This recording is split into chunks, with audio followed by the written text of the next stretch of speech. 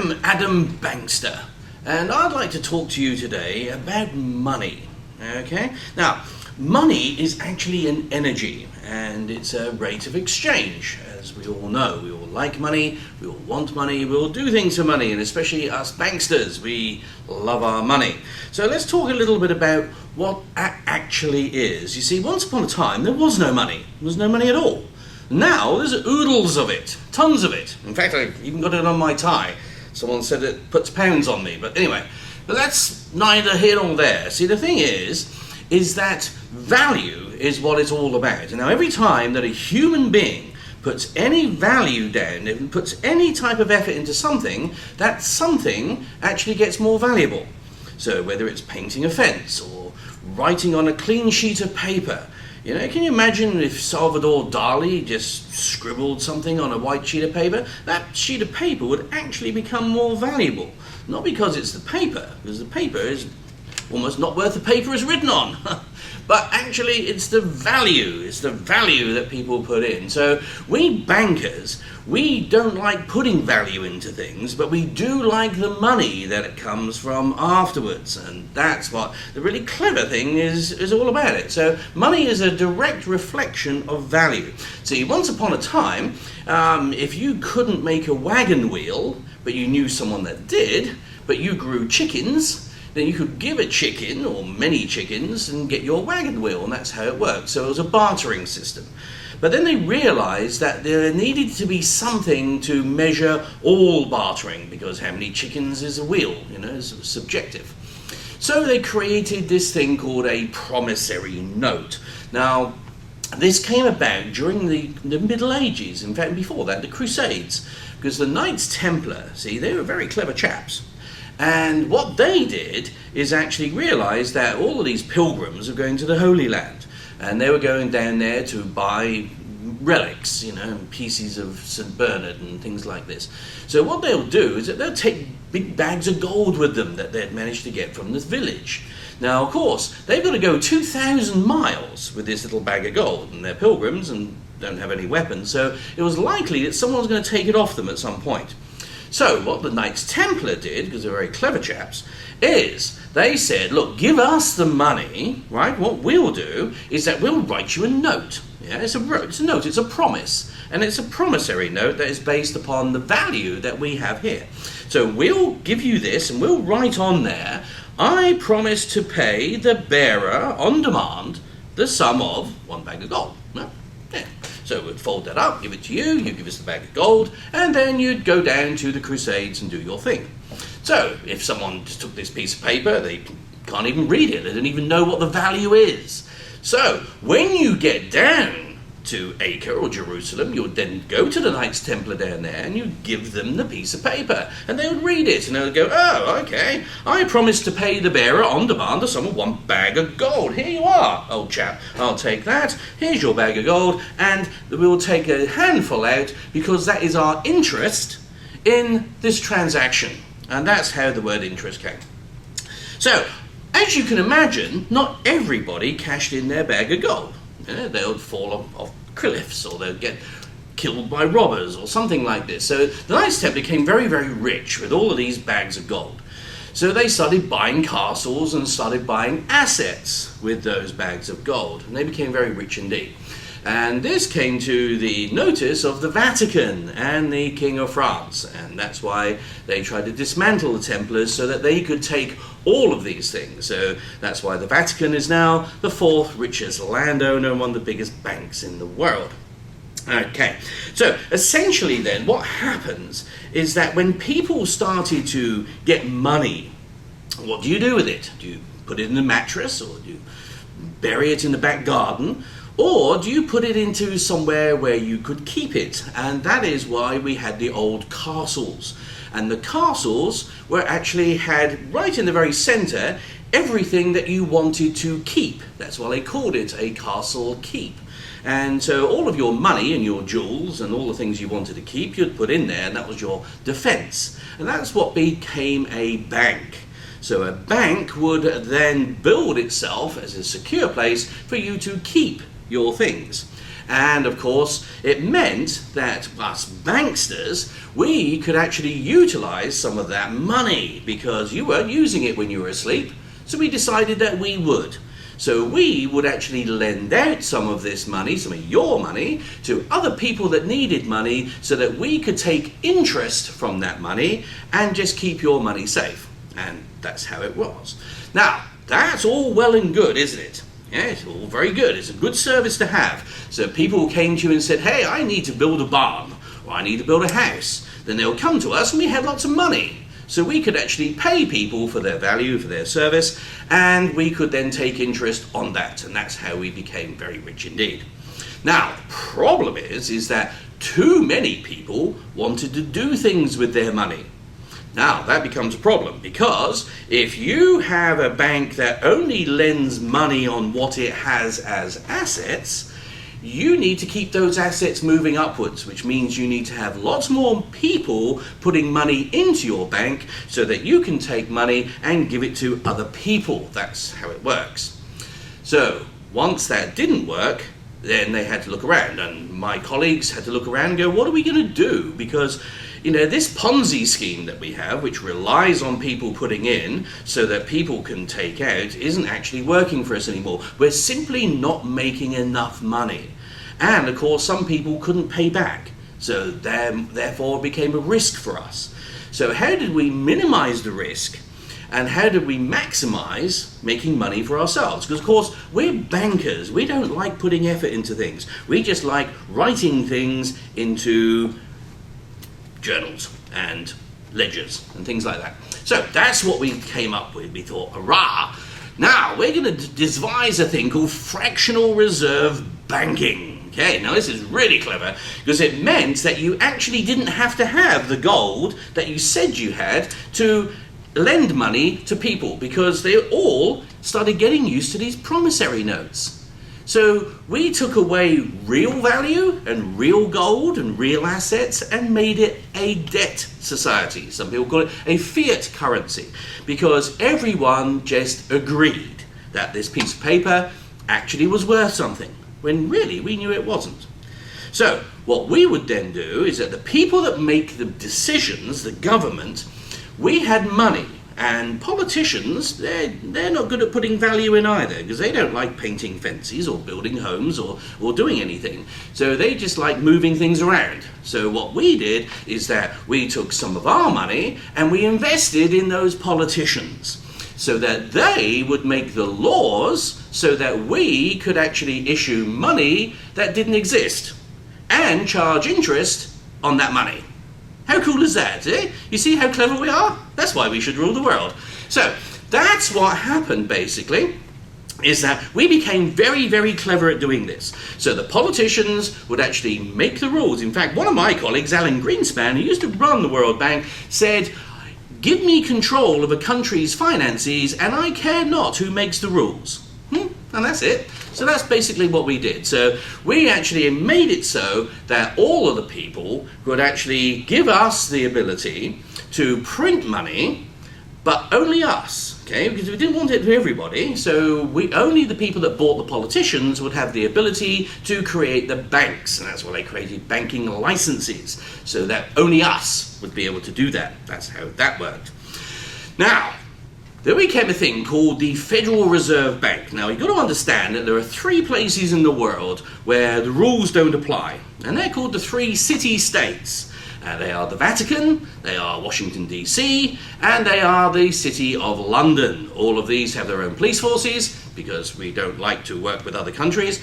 They all have their own banks, and they all have their own laws. They're actually their own countries, okay? So the Vatican Bank has its own bank, the Federal Reserve, and of course the Bank of England. So the Federal Reserve Bank is actually quite interesting because it's not federal, it has no reserves, and actually it's not a bank, but you owe them. Okay, so what we did, this is super clever, is that we got the government to buy our printing. Okay, so this is it. Now listen in. This is really, really clever. Okay, so we said, look, we'll print money for you, and then we'll give you that money, and then you pay us for that printing with gold and money and give us interest for doing that. Okay? You see where this is going? Okay. So, in order for you to pay back that debt of interest, you have to print more money. And guess who prints the money? We do. So the more money we print, the more money you spend, the more interest there occurs, and that is what is called the national debt. So the national debt is owned to us bankers. So, and when you can't afford to pay that, we then take your assets. We foreclose on your houses, we take away your businesses, we bankrupt you, and we take everything you have. Okay, so those are real assets, of course, because they're brick and mortar. They are real things and not the paper things that you bought them with, which of course we gave you. Huh? This is how that works. So we're very, very, very clever people. Now, in 1911, there was a thing called the Federal Reserve Act. Now, that was going to be voted on. Well, we weren't really happy with that because there were lots of people that saw this and said, well, hang about. Why do we do this? Because surely we'll run out of gold and then we'll actually be bankrupt. Now, that didn't work too well for us. So all the people that were on the Titanic, all the men that were going to be voting on that, were on the Titanic. Now, luckily for us, the people that didn't want the Federal Reserve didn't get on the Titanic. You know, J.P. Morgan just missed the Titanic by 10 minutes. Oh, thank God for that. So we managed to vote in the Federal Reserve, and now you owe us all this money. So that's where that goes. So we are looking at the big game, okay? Because we don't really just want your money. We want everything, really.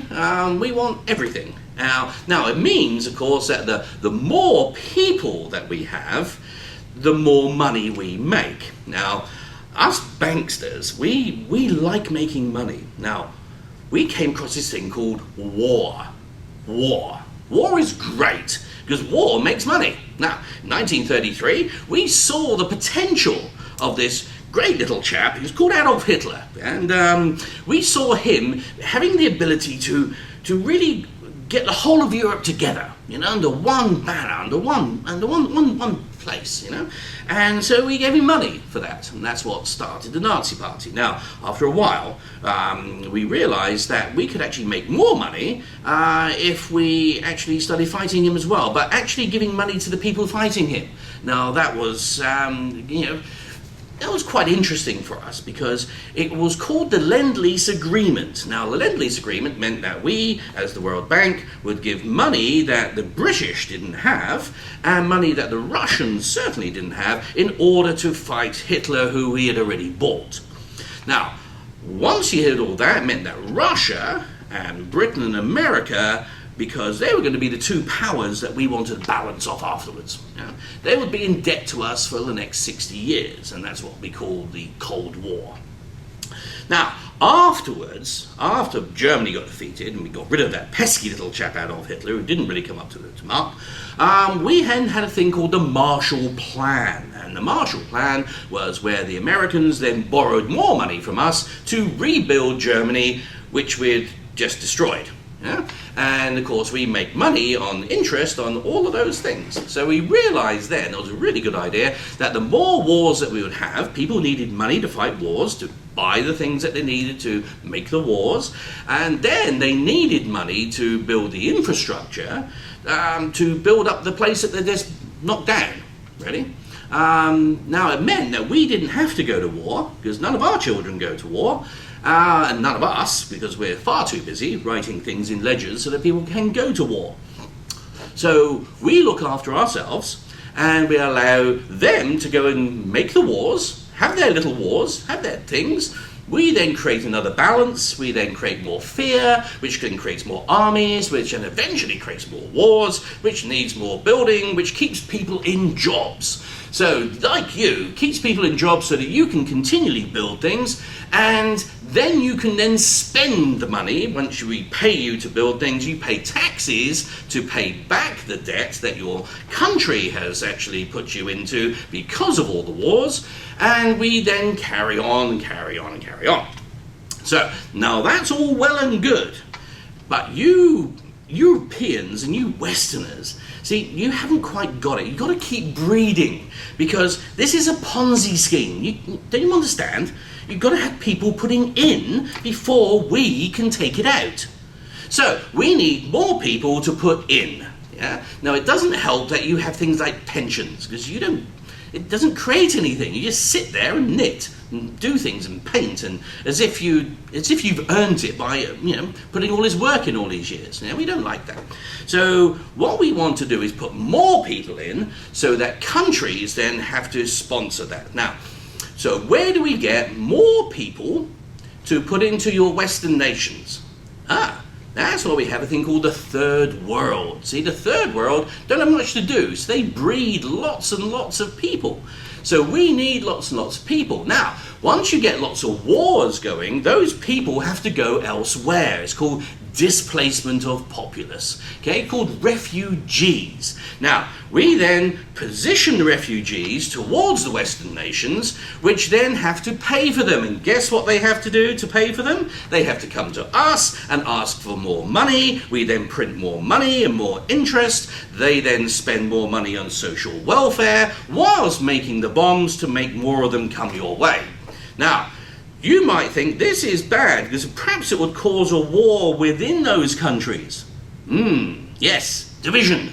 We like division. Yeah? Because what that means is then the country has to spend more money on security and surveillance and police and all of these things. Now, you've got to remember that us bankers, we don't like getting our hands muddy, so we build big houses with lots of security and big walls, so that we don't actually have to see these pesky refugees, in the daytime. We don't do that.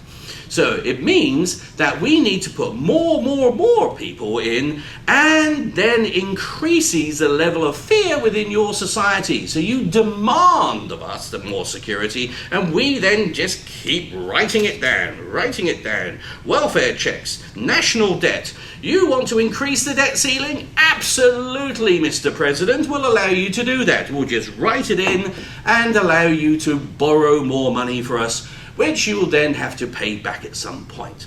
So, ladies and gentlemen, that is why the refugee crisis is here. That is why wars are fought. That is why balances of power are made. And that is how money actually works. Well, actually works for us. So eventually, the big game, just like remember the game Monopoly, where even nice people get really, really nasty at the end, So the big game is that we want everything. We want to own all of your assets, so that you live in a small rented place that you have to pay money for every month, so that you cannot save anything. Okay, so you have to continually work for us, and then we'll take your money and your assets and your value of the effort that you've put into your work, and of course we'll go and buy things like yachts and planes, and we'll have a really good time. So thank you so much. I have to say, on behalf of all the banksters in the world, I really must admire